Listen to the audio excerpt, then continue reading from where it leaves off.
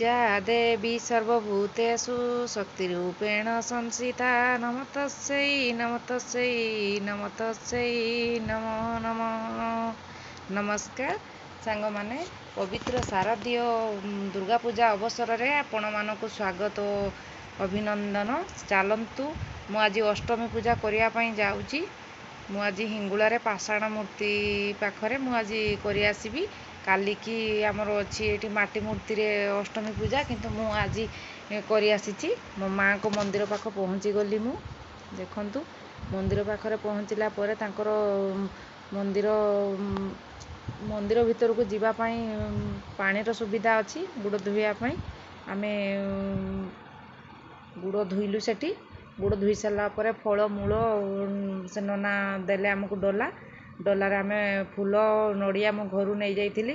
ସେଠି କଦଳୀ ସେଉ ଆଉ କିଛି ଫଳ କିଣିକି ଡଲାରେ ସଜେଇ ମୁଁ ସଂକଳ୍ପ ଯେଉଁଠି ହେଉଥାଏ ମୁଁ ସେଠି ଆମର ଟିକଟ କାଟି ସାରିଥିଲେ। ଟିକଟ କାଟିକି ଆଣିଲା ପରେ ସେଠି ଯେଉଁଠି ସଂକଳ୍ପ ହୁଏ ଆମେ ସେଠି ସଂକଳ୍ପ କରିବା ପାଇଁ ଗଲୁ। ସେଠି ନନାଙ୍କ ପାଖରେ ବହୁତ ନନା ବସିଥିଲେ, କିନ୍ତୁ ଜଣେ ନନାଙ୍କ ପାଖରେ ଫାଙ୍କା ଥିଲା। ଆମେ ସେଇଠି ଯାଇକରି ସଂକଳ୍ପ କରିବା ପାଇଁ ବସିଗଲୁ। ଆଜି ତ ଅଷ୍ଟମୀ ପୂଜା ନା, ବହୁତ ଭିଡ଼ ସେଠି ଅଛି। ଆଜି ଅଷ୍ଟମୀ ପୂଜାରେ ଆଜି ବହୁତ ଭିଡ଼ ସେଠି। ତାପରେ ଆମେ ସେଠି ସଂକଳ୍ପ କଲୁ। ସଂକଳ୍ପ କରିସାରିଲା ପରେ ମୁଁ ସଂକଳ୍ପ କରିଦେଲି।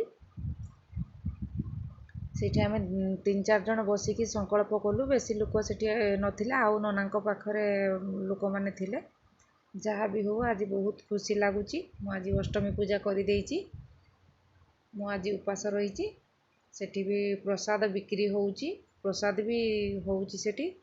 ପ୍ରସାଦ ଭାବିଥିଲି ପ୍ରସାଦ ଆଣିବା ପାଇଁ, ତା ବାପା କହିଲେ ହଉ, ଗଲାବେଳେ ଆମେ ନେଇଯିବୁ।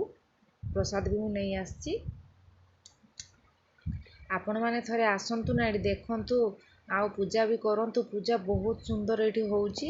ଆଉ ଆସିକିତେ ଇଚ୍ଛା ବି ହେବନି ସେ ମନ୍ଦିରରୁ। ଦେଖନ୍ତୁ ମାଆଙ୍କୁ, ସେଠି ବହୁତ ଭିଡ଼ ଅଛି। ଭିଡ଼ ପରେ ଟିକେ ଫାଙ୍କା ହେଲାରୁ ମୁଁ ଟିକେ ଫଟୋ ଉଠାଇ ଆଣିଲି ମାଆଙ୍କୁ। ଦେଖନ୍ତୁ, ଆମେ ବି ପୂଜା କରିସାରିଲୁ। ମନ୍ଦିରରେ ଚାରିପାର୍ଶ୍ୱରେ ଏମିତି ଘୋଡ଼ା, ହାତୀ, ବାଘ, ସିଂହ ସବୁ ଅଛନ୍ତି। ଆମେ ମନ୍ଦିର ପରିକ୍ରମା କଲୁ। କରିସାରିଲା ପରେ ଦେଖନ୍ତୁ କେମିତି ମନ୍ଦିର ଚାରିପାଖ ସାରା କେମିତି ଠାକୁର ଅଛନ୍ତି। ଚାରିଟା ପାଖ ସାରା ତାଙ୍କର ଠାକୁର ଅଛନ୍ତି। ସେ ମନ୍ଦିର କେତେ ସୁନ୍ଦର, ଆସିତେ ଇଚ୍ଛା ହେବନି। ଆସିବା ପାଇଁ ବି ଆମକୁ ଇଚ୍ଛା ହେଉନଥିଲା। ଯାହା ବି ତ ହେଲେ ଘରକୁ ଫେରିବା ପାଇଁ ପଡ଼ିବ ନା। ଜଙ୍ଗଲ ଭିତରେ, ଶାଳ ଜଙ୍ଗଲ ଭିତରେ ମାଆ ଅଛନ୍ତି। ସେଠି ଶାଳ ଜଙ୍ଗଲ ଭିତରେ। ଆପଣମାନଙ୍କୁ ଯଦି ମୋ ଭିଡ଼ିଓ ଭଲ ଲାଗୁଛି ତାହେଲେ ଆପଣମାନେ ଟିକେ ଲାଇକ୍ କରିବେ, ସେୟାର କରିବେ, ସବସ୍କ୍ରାଇବ୍ କରିବା ପାଇଁ ଭୁଲିବେ ନାହିଁ। ଗରିବ ଭଉଣୀକୁ ଟିକେ ଭଲ ପାଆନ୍ତୁ। ଆପଣମାନଙ୍କ ମନରେ ଟିକେ ମୋତେ ଟିକେ ରଖନ୍ତୁ, ହୃଦୟରେ ଟିକେ ସ୍ଥାନ ଦିଅନ୍ତୁ। ମୋ ଭିଡ଼ିଓ ଯଦି ଭଲ ଲାଗୁଛି ଆପଣମାନଙ୍କୁ। ଆମର ତ ଗରିବ ଘର ନା, ଏତେ ମୁଁ ଧନୀ ଲୋକ ନୁହେଁ।